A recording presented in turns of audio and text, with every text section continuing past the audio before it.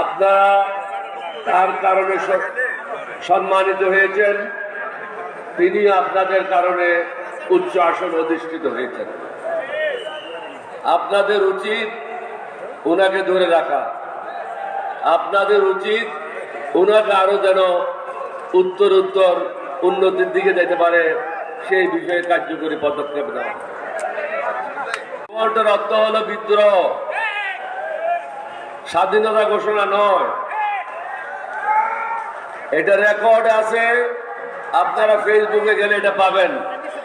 ACR annual confidential report পরবর্তী পর্যায়ে lieutenant general Mir Shawkat Ali তিনি লিখেছিলেন, this officer on his own initiative asked Ziaur Rahman two declare independence of Bangladesh. অর্থাৎ এই অফিসারই তার নিজ উদ্যোগে জিয়াউর রহমানকে বলে, জানবে না কিভাবে বিদ্রোহ করলাম, তাহলে বাকিরা কি করবে? এখানে তো অনেক বেঙ্গল রেজিমেন্ট আছে। চতুর্থ বেঙ্গল রেজিমেন্ট ছিল কুমিল্লাতে, তারা ডিপ্লয়েড ছিল ব্রাহ্মণবাড়িয়াতে। সেকেন্ড বেঙ্গল ছিল জয়দেবপুরে, ফার্স্ট বেঙ্গল ছিল যশোরে, থার্ড ছাড়লাম। বিএনপির দুজন প্রতিষ্ঠানের মধ্যে আমি একজন। শহীদ রাষ্ট্রপতি জিয়াউর রহমান প্রথম নাম দিয়েছিল জাগো দল। আমি ওনাকে বললাম, জাগো দল মানুষ খাবে না, এটার নাম দেন বাংলাদেশ জাতীয়তাবাদী। জিয়াউর রহমানের বিএনপি নাই। জিয়াউর রহমানের বিএনপির সময় বাংলাদেশের সেরা লোকগুলি আমরা দলে নিয়েছিলাম। আপনাদের কুমিল্লার সন্তান আজিজুল হক সাহেব ইংলিশের প্রফেসর, ঢাকা বিশ্ববিদ্যালয়ের রুলের মতো লোক অ্যাডভাইজার ছিল। আসে আমরা কিছু থামাই দিলাম, কিন্তু 2001 সালের পরের থেকে এই দলটি দুর্নীতিবাজ ব্যবসায়ীদের হাতে চলে যায়, সন্ত্রাসীদের হাতে চলে যায়, অশিক্ষিত লোকদের হাতে চলে যায় এবং ঋণ খেলাপিদের হাতে চলে যায়। এটার আমি প্রতিবাদ করেছিলাম, কিন্তু আমার কথা শুনে নাই। তখন আমি চিন্তা করলাম, আমার কথা যখন শুনে নাই, আমাকে বিদায় নিতে হবে। আমি তখন পৃথিবীর ইতিহাসে হয় নাই, সাবেক রাষ্ট্রপতি, সাবেক স্পিকার, 6 জন মন্ত্রী, প্রায় 24 জন এমপি, পৃথিবীতে কোনোখানে হয় না এরকম ঘটনা। তাদেরকে নিয়ে বিএনপির বিরুদ্ধে আমরা বিদ্রোহ করে নতুন দল গঠন করেছিলাম। আমাকে মারার জন্য আমার ঘরে 6 জন অস্ত্রধারী লোক আসছিল। আল্লাহর মেহেরবানি, নবীজির দয়া, আমাকে হত্যা করতে পারে নাই।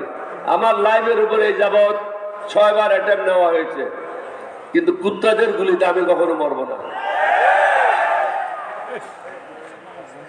আপনাদেরকে অনুরোধ করব, যে দলটা জনগণ প্রত্যাখ্যান করেছে, না বাংলাদেশের জনগণের গোলামি করবেন, এটা চিন্তা করতে হবে। এখানে জামাত ইসলামের বিষয় না, এলডিপির বিষয় না, বাংলাদেশের স্বাধীনতা সার্বভৌমত্বের বিষয়। এই প্রথমবার আমরা সুযোগ পেয়েছি। আমিও জামাতে যোগ দিই নাই, জামাত এলডিপিতে যোগ দেয় নাই। আমরা কয়েকটা দেশপ্রেমিক দল, জাতীয়তাবাদী শক্তি একত্র হয়েছি কতগুলি কর্মসূচি হাতে নিয়ে। এই কর্মসূচিগুলি কি? এই কর্মসূচি হচ্ছে, আমরা ন্যায় শাসন প্রতিষ্ঠা করব, সুশাসন প্রতিষ্ঠা করব, টেন্ডারবাজি বন্ধ করব, দুর্নীতি বন্ধ করব, ঋণ খেলাপিদের জেলে আবদ্ধ করে তাদের থেকে ঋণগুলি পরিশোধ করার ব্যবস্থা করব। যেটা সৌদি আরবে করেছিল, সবাইকে হোটেলে আবদ্ধ করে তাদের কাছ থেকে টাকাগুলি উদ্ধার করেছিল। আমাদেরকেও সেই ব্যবস্থা নিতে হবে। কোনো কাকেও ছাড় দেওয়া যাবে না। তাদের বাপের টাকা না, এগুলো হলো জনগণের টাকা। জনগণের টাকা খাবে আর আমরা বসে বসে তামাশা দেখবো, এটা হবে না।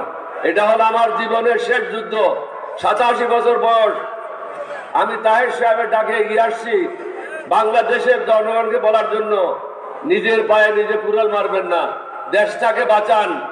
আমরা বুড়া হয়েছি, কিন্তু যুবকদেরকে এগিয়ে আসতে হবে। আমাদের 1400 ছেলে আত্মাহুতি দিয়েছে, শাহাদত বরণ করেছে। আপনাদের এলাকার 17 জন ছেলেকে হত্যা করা হয়েছে, তাদের রক্ত কি এমনি বৃদ্ধে যাবে? আমি আবারই বলবো, এখানে 11 দলীয় ঐক্য জোটের বিষয় না, এটা হলো বাংলাদেশের অস্তিত্বের বিষয়। মোদির গোলামদেরকে আপনারা ভোট দিয়ে দেশটাকে দিল্লির কাছে বিক্রি করতে পারেন না। আমরা চাই বাংলাদেশের নির্বাচিত প্রতিনিধিরা এই দেশ চালাবে, তাহলে একটা দায়বদ্ধতা থাকবে। তাহের সাহেব অত্যন্ত উপযুক্ত লোক, ওনাকে দীর্ঘদিন থেকে আমি চিনি। আপনাদের স্বপ্রণোদিত হয়ে উনি কেন ভোট চাইবেন? আপনাদের দায়িত্ব হল ওনাকে ভোট দেওয়া, কারণ ভালো জিনিস এমনি পাওয়া যায় না, ভালো জিনিস ফুটপাতে বিক্রি হয় না।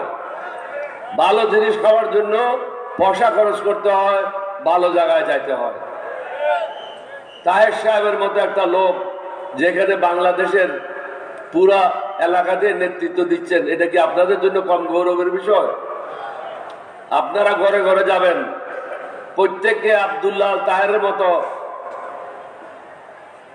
অবস্থান নিয়ে সবাইকে বলবেন, শুধু জিতাইলে হবে না, বিপুল ভোটে তাকে জিতাইতে হবে, তাহলে তাকে সম্মানিত করা হবে। বাকি হলো, আপনারা সবাই চান আমরা যেটা চাই, যার কারণে 11টা দল আমরা ঐক্যবদ্ধ হয়েছি। অনেক সরকারি কর্মকর্তা যারা ইউনিফর্মে আছে, পুলিশে চাকরি করছে, আনসারে আছে, arm forces, army, navy, air force, তারা স্বল্প বেতনে চলাটা খুব কঠিন। তারা কোনো ঘুষ খেতে পারে না সব জায়গায়। তাই আমি আজকে আব্দুল্লাহ তাহেরকে অনুরোধ করব এবং ডক্টর শফিকুর রহমান সাহেবকে অনুরোধ করব, তাদের বেতন বৃদ্ধির ব্যাপারে যেন পুনর্বিবেচনা করা হয়েছে। অর্ধশিক্ষিত যারা আছে তাদের চাকরির জন্য, বড় বড় যারা ভালো ব্যবসায়ী আছে তাদের মাধ্যমে আমরা নতুন নতুন শিল্প কলকারখানা করে তাদের চাকরির ব্যবস্থা করব। মেয়েরা চাকরি করবে, ছেলে হয়ে গেছে। আমি একটা স্বপ্ন নিয়ে তরুণ ক্যাপ্টেন হিসাবে বিদ্রোহ করেছিলাম, আমার ভাইদেরকে গুলি করে হত্যা করেছিলাম। কি কারণে? কারণ এই এলাকার লোক বঞ্চিত ছিল। 5-10 হাজারের বেশি লোক বিদেশে যাইতে পারে নাই, কারণ রাওয়ালপিন্ডি গিয়ে তাদের পক্ষে ভিসা নেওয়াটা সহজ ছিল না। তখনকার দিনে কুমিল্লা থেকে ঢাকা যাওয়ার জন্য কঠিন বিষয় ছিল, অর্থনৈতিকভাবে মানুষ সচ্ছল ছিল না। রাওয়ালপিন্ডি যাওয়া, আমাদের স্বাধীনতার যুদ্ধ করার পিছনে অনেকগুলি কারণ ছিল, যে আমাদের লোকদের মাধ্যমে বাংলাদেশে আমরা সুশাসন প্রতিষ্ঠা করব, ন্যায় বিচার প্রতিষ্ঠা করব, মানুষ সুখে শান্তিতে বসবাস করতে পারবে। আমরা কিন্তু সেটা নিশ্চিত করতে পারিনি। এবার আমার জীবনের শেষ যুদ্ধ তাহের সাহেবদেরকে সাথে নিয়ে, সেটা হলো সুখী সমৃদ্ধশালী সকল ধর্মের জন্য সমান অধিকার নিশ্চিত করে একটা সুন্দর বাংলাদেশ গঠন করা। এটাতে সমগ্র জাতিকে ঐক্যবদ্ধ হতে হবে। ঋণ খেলাপিদেরকে ভোট দেবেন না, চাঁদাবাজদের ভোট দেবেন না, দুর্নীতিবাজদের ভোট দেবেন না, মাস্তানদের ভোট দেবেন না, যারা ভোট ডাকাতি করে তাদেরকে ভোট দেবেন না, যারা অন্যায়ের পথে চলে তাদেরকে ভোট দেবেন না, যারা আল্লাহ আল্লাহ রসুলের পথে চলে তাদেরকে ভোট দিতে হবে। যারা আল্লাহ আল্লাহ রসুলের পথে চলে তারা অন্য ধর্মের লোককে কোনো ক্ষতি করতে পারে না। তাদের হাতে হিন্দু, বৌদ্ধ, খ্রিস্টান সকলে নিরাপদ, বিএনপির হাতে নিরাপদ না। আওয়ামী লীগ যাওয়ার পরে মাঠে কে চাঁদা উঠাচ্ছে?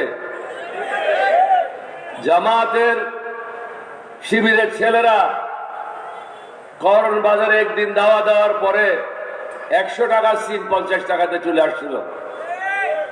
100 টাকা সিমের দাম ছিল। চাঁদাবাজদেরকে যখন দৌড়ে দিল 50 টাকা সিমের দাম হয়ে গেছে। এমনি জামাতের নাম শুনলে পায়খানা প্রস্রাব করে দেবে। 11 দলের নাম শুনলে তো হুঁশ হারিয়ে যাবে। এখানে দাঁড়িপাল্লা, অন্য জায়গায় অন্য মার্কা। সমগ্র জাতিকে অনুরোধ করব, একজন ক্যাপ্টেন ওলি যে প্রথম বিদ্রোহ করেছিল, সেই বিদ্রোহী হিসাবে সঠিক পথে আসেন, 11 দলীয় ঐক্য জোটের প্রার্থীদেরকে ভোট দেন, আমাদেরকে একবার সুযোগ দেন। আমি নিজেও 3 বার মন্ত্রী ছিলাম। হাসিনা 3 বার আমার বিরুদ্ধে দুদকে মামলা করেছিল। আল্লাহর মেহেরবানি, আপনাদের দোয়া, কোনো কিছু পাই নাই। সৎ ব্যক্তিদের শাসন প্রতিষ্ঠা করতে হবে, না হলে বাংলাদেশ কখনো মুক্ত হবে না ভারতের হাত থেকে। ভারত কখনো চায় না বাংলাদেশ এগিয়ে যাক। আমরা কিন্তু ভারতের বিরুদ্ধে না। ভারত যে পলিসি বাংলাদেশের এখানে প্রয়োগ করছে, সেই পলিসির বিরুদ্ধে আমরা। অন্যের কারো ক্ষতি আমরা করতে চাই না। আমরা চাই প্রত্যেকে নিজের নিজের দেশ পরিচালনা করবে, আমরা সবাই সুখে শান্তিতে মানুষ হিসাবে বসবাস করব। আমাদের চাহিদা তো সীমিত, আমরা শান্তি চাই। আমরা তো টাকা চাচ্ছি না। সেই শান্তিটা দিতে পারে জামায়াতের নেতৃত্বে 11 দলীয় ঐক্য জোট। আপনারা কি এটা বিশ্বাস করেন? হাত তো তুলতেছেন মরা মানুষের মতো। এখন ঠিক আছে, এখন মনে হয় জীবিত লোকেরা মিটিং আসছে। এটা জোরে তালি মারেন, দেখি জোরে জোরে মারেন। দুর্নীতিবাজদের পলাইতে হবে, দুর্নীতিবাজদেরকে জেলে দিতে হবে, তারপরে দেশ মুক্ত হবে। আমারও তাড়াহুড়ো আছে, মশকালে যেতে হবে আবার। আমি সবশেষে আবার অনুরোধ করব, জাতি ধর্ম দল নির্বিশেষে সৈয়দ আব্দুল্লাহ মোহাম্মদ তাহের সাহেবকে বিপুল ভোটে জয়লাভ করাবেন। 11 দলীয় ঐক্য জোটের সব প্রার্থীকে বিপুল ভোটে জয়লাভ করে সরকার গঠনের জন্য সাহায্য করবেন ইনশাল্লাহ। আমার নবীর দয়ায়, আল্লাহর মেহেরবানিতে 11 দলীয় জোটের সরকার গঠিত হবে আগামীতে, অন্য কোনো দলের না। মোদির দলের সরকার গঠন হবে না, দিল্লির সেবা দাসদের সরকার গঠন হবে না। আপনাদের সবাইকে ধন্যবাদ। বাংলাদেশ জিন্দাবাদ, 11 দলীয় ঐক্য জোট জিন্দাবাদ। আসসালামু আলাইকুম ওয়া রাহমাতুল্লাহি ওয়া বারাকাতুহু। আসসালামু আলাইকুম।